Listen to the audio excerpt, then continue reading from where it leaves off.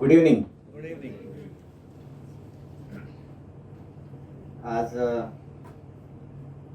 BBNG वर बोलायला सांगितलंय म्हणून जरा आज warm greetings to all the respected dais sir, Milind Garudji, Vivek Deshpandeji, Arvind Koralkar sir, Shripad sir आणि Dombivli LT team for specially inviting me on this forum. खूप सुंदर कार्यक्रम घेतला आहे आणि असे इनिशिएटिव्ह आत्ताच मी श्रीपाद सरांवर बोलत होतो, असे आपण ॲसोसिएट डायरेक्टर्स आणि यांना कायम सगळ्या फोरमवर बोलवता येईल का बाकीच्या चॅप्टर्सवर, कारण तो सस्टेनन्सचा भाग आहे. आता परत हा एक चांगला तुम्ही उपक्रम घेतलेला, तर तो आपण घेऊया.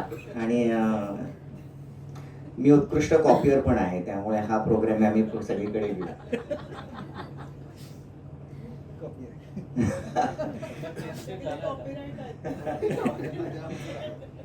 या BBNG वर बोलताना एक थोडंसं मी संदीप खेरचं थोडंसं माफी मागून मला एक दोन पोळ्या पॅरोडी म्हणून करायची आहे. जरा चुकीचे जरा बरोबर बोलू काही, चला दोस्त हो BBNG वर बोलू काही. BBNG वर बद्दल बोलायसाठी आलो ना आपण. हे सांगायचं कारण थोडंसं इंटरॅक्टिव्ह, थोडंसं बोलणं असं आपलं असेल. सस्टेनन्सवर बोलायला सांगितलंय म्हणून थोडं सस्टेनन्सचा पहिला भाग घेतो, आणि तो म्हणजे आहे एक वेळ थोडंसं टॅलेंट कमी असलं तरी चालेल, पण कन्सिस्टन्सी मात्र पाहिजे. आता संध्याकाळ होती छान मस्त, मला जरासं आलो, पण म्हणजे संध्याकाळी आपण जर बघितलं तर प्रत्येकाचा संध्याकाळकडे बघायचा दृष्टिकोन वेगळा असतो.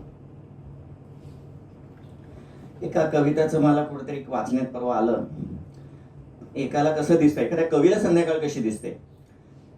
तरु शिखरावर उंच घरावर पिवळे पिवळे ऊन पडे, बालकवींची मला वाटते कविता. त्यानंतरचं दुसरं शेवटचं कडवं असं आहे, पहा पाखरे चढून येती झाडावर गोळा, कुठे बुडाला तो सोन्याचा गोळा.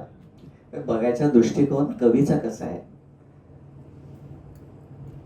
माझा कसं आहे माहिती आहे का, आज BBNGच्या इथं स्पेशल मीटिंगला यायचं आहे. प्रत्येकाचं वेगवेगळं असू शकतं, आणि मला बोलायला द्यायचं म्हणजे पहिल्यांदाही श्रीपाद सरांनाच मला विचारायचं आहे. ज्यावेळेस माझा प्रवास सुरू झाला ना, त्यावेळेस मी एज्युकेशन स्लॉट घेताना नेमके श्रीपाद सर आले होते, आणि ते म्हणले ज्यावेळेस सुयोग नरवणे जर एज्युकेशन स्लॉट घेत असेल तर BBNGची प्रगती आहे म्हणून. ते आज तुम्ही मला ॲज अन एक्झिक्युटिव्ह डायरेक्टर मी येतोय, या प्रवासाबद्दल बोलीनच नंतर. कन्सिस्टंटली मीटिंग यायला पाहिजे. व्हाय कन्सिस्टन्सी इज देअर. आपल्याला वाहती नदी असते ना, पाणी वाहत आहे बरं का तिथे, जरी आपल्याला रोज पाणी तसंच वाटलं तरी रोज पाणी वेगळं आहे. 1 मिनिट रोज आपण त्या चॅप्टर मीटिंगला काय अटेंड करायचं, तर प्रत्येक वेळेस वेगळा, प्रत्येकाचा दृष्टिकोन वेगळा, त्या मीटिंगकडे बघायचा एक दृष्टिकोन वेगळा पाहिजे. Perception matters. त्यामुळे न चुकता प्रत्येक वेळेस कन्सिस्टंटली आपण येणं गरजेचं आहे. दगडावर पाणी पडून पडून त्याच्यावर इम्प्रेशन्स होतात ना, मग what is constant consistency we should be there always, आणि ते आपण कॉन्स्टंटली BBNGच्या मीटिंग्समध्ये यायला पाहिजे. जर ते कन्सिस्टन्सी असेल तर 100% इथं यश आहे. माझी ज्यावेळेस प्रवास सुरू झाला त्यावेळेस मी असं आजताच मगाशी मिलिंद काणेंशी बोलताना बोललो की मी शेवटून दुसऱ्या बेंचवर बसायचो. आजकाल आहे elevator speech, 1 minute presentation, 1 minute speech, यांनी 10 मिनिटात स्पीच केला. मी एका मिनिटात कसं लक्षात राहू नये असं ठेवून मी पटकन जाऊन बसायचो. आपल्याला असे छातीत धड धड धड धड, यू कुड काउंट माय बीटिंग्स ना, की काय होत आहे ते. मला एक दिवशी माळ पडली डायरेक्ट चॅप्टर 8ची, आणि आमच्या वेळेस तो चॅप्टर 76 मेंबर्स पर्यंत आम्ही त्या काळात नेला.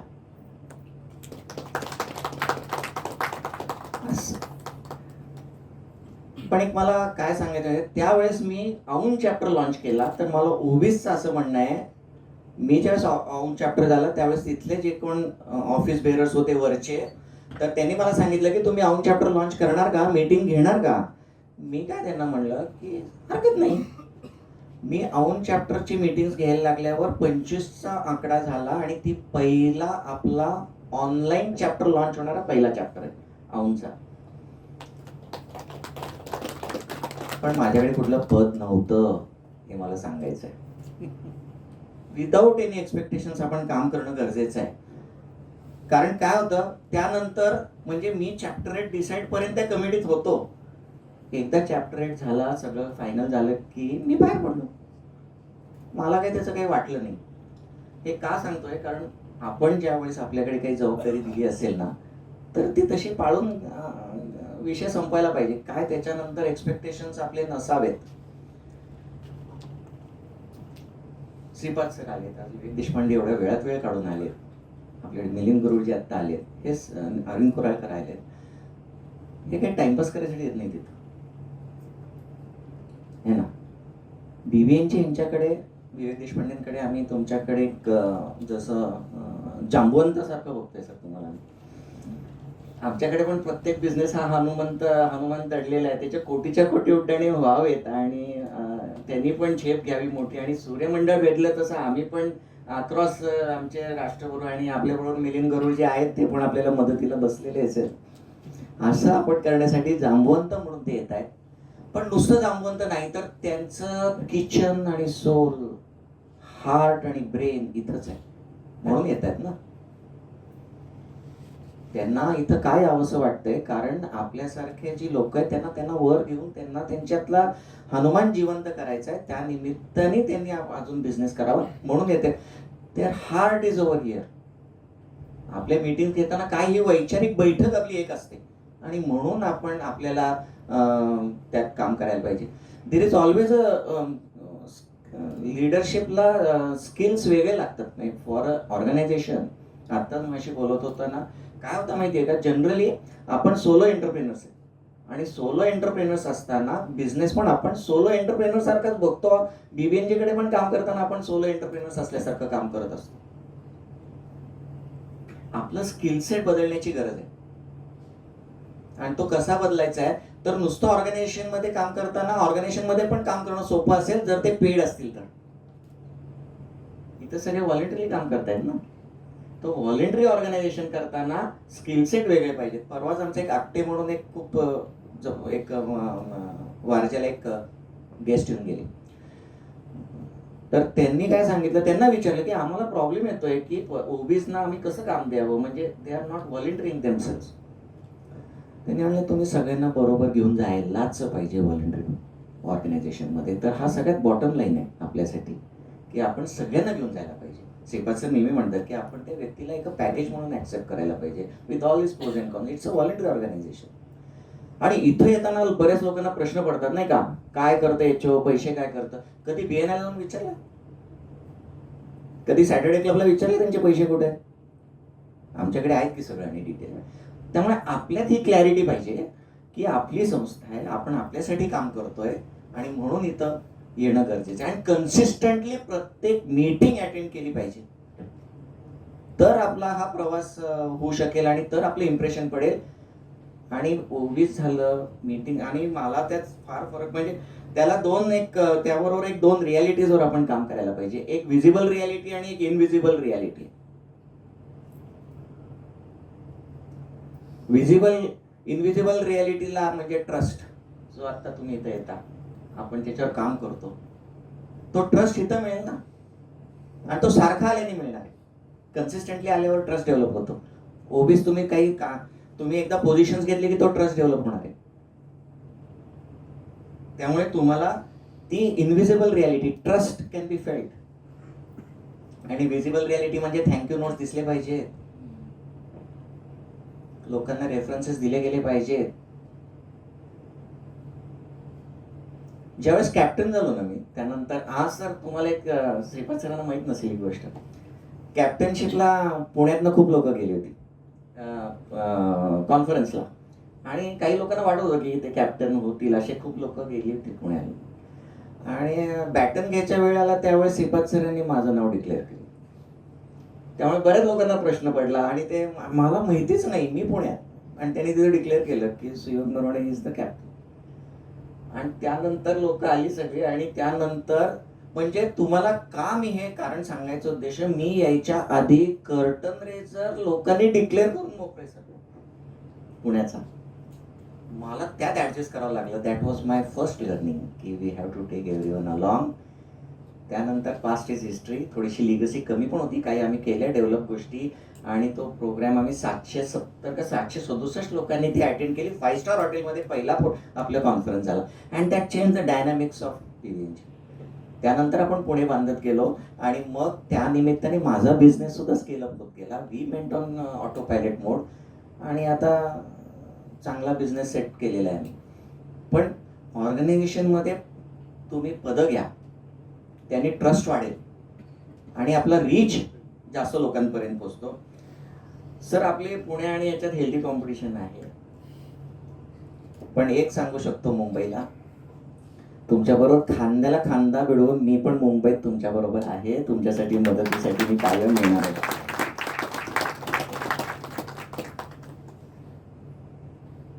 आणि अबकी बार 400 बार आहे ना, तर अबकी बार 400 बार बार बार व्हायला पाहिजे. कारण आता नंतर 31 तारखेनंतर परत आपलं हे आहेत मेंबरशिप ड्राईव्ह परत घ्यावं लागेल पुढल्या वर्षीसाठी. त्यामुळे अबकी बार 400 बार बार बार असं ते करावं लागणार आहे.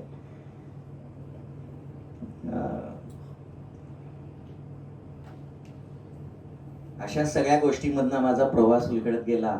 मी कुठलंही पद श्रीपाद सरांकडे मागितलं नाही. मला वाटतं मी कधीच बोललो नाही श्रीपाद सरांनी मला असं पद पाहिजे वगैरे काही.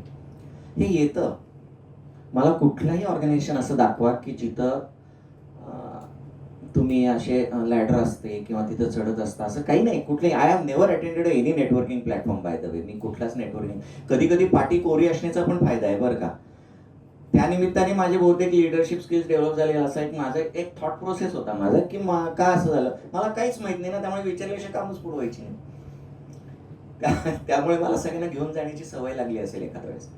आणि लिडरशिप करताना बिलिव्हर्स आपल्यामध्ये, फॉलोअर्स व्हायलाच पाहिजेत तयार. आपल्या लोकांमध्ये ती आहे जी ब्राह्मणपणा आहे तो यायला पाहिजे. ॲट 4 वर यायला पाहिजे. आपण सगळीकडे पहिल्यापासून वी आर द टॉर्च बेअरर्स.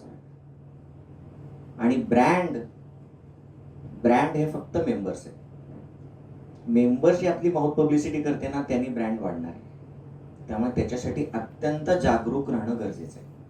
प्रत्येक मेंबर आपला तो ब्रँड आहे, त्याच्याकडे ओबीजने त्याच दृष्टीने बघितलं पाहिजे. ऑफिस बेअरर्स हे टॉर्च बेअरर्स आहेत ॲक्च्युली, पण ब्रँड व्हॅल्यू आणणारे तर ते आपले मेंबर्स आणणार आहेत. तर त्यांना जपा, तळहाताच्या फोडासारखं लोकांना बोलवा. काही आपण प्लॅन करूया.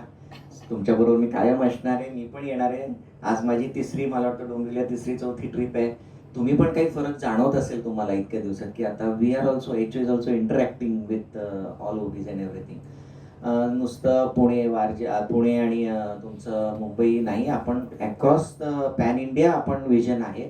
त्यामुळे आज आपण तुम्ही बघितलं की नाही माहीत नाही, EVमध्ये 25-40 चॅप्टर होते असं लिहिलं होतं ना, 3 वर्ष लिहिलं होतं. पण आपण याच वर्षी येत्या वर्षात आपण 40 चॅप्टर्स कसे लॉन्च करू याच्यासाठी प्रत्येक ठिकाणून आपण मदत करता आली पाहिजे. आणि